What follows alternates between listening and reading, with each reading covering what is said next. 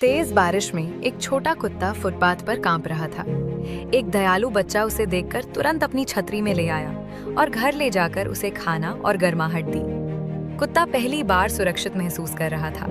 बच्चे ने उसकी देखभाल की और दोनों के बीच एक गहरी दोस्ती बन गई। अगले ही दिन से कुत्ता हर रोज स्कूल से लौटते समय सड़क के मोड़ पर बच्चे का इंतजार करने लगा।